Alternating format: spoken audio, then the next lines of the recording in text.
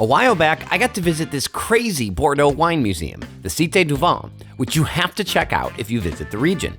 This clip is from our full Bordeaux episode, which I'll put the link to in the description in case you want to see more. Okay, here we go.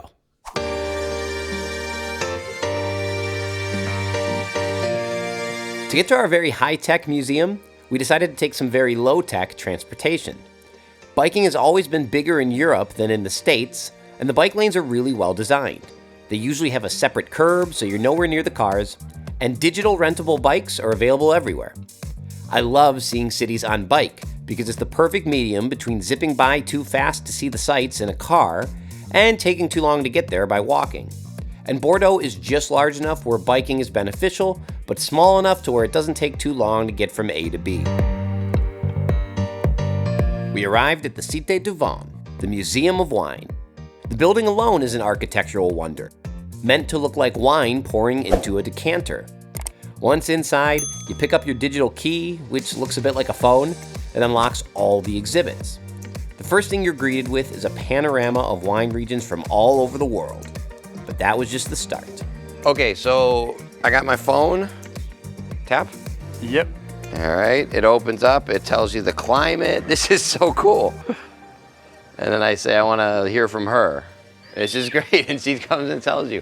This is kind of like what I always try and do in the show. It's like virtual tasting, virtual visiting. Well, this whole bit's kind of matrixy, isn't it? Yeah, this is cool. Report, you can isn't it, touch everything. All the exhibits are interactive, and I have no idea how they gathered this much information.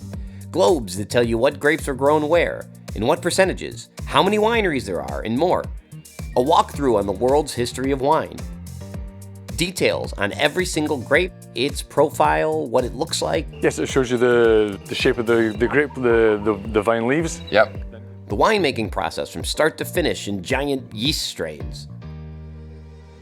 Giant touchable wine bottles detailing the styles of wine. I guess I don't know what I expected when I came in here, but it was not this. This is so cool.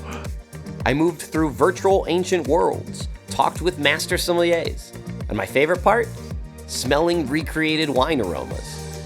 Where was this when I was studying for my exams? Yeah, where was this? This is crazy. But there are some that are insane. How did they do this? I wish I knew. This is mind-blowing. This might be my favorite part so far.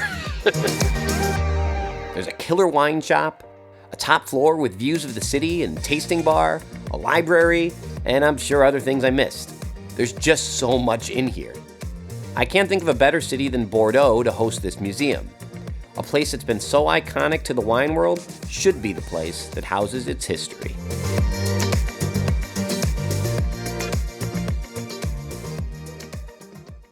If you want to know more about Bordeaux, watch our full Bordeaux episode, which you can check out here. And don't forget to subscribe.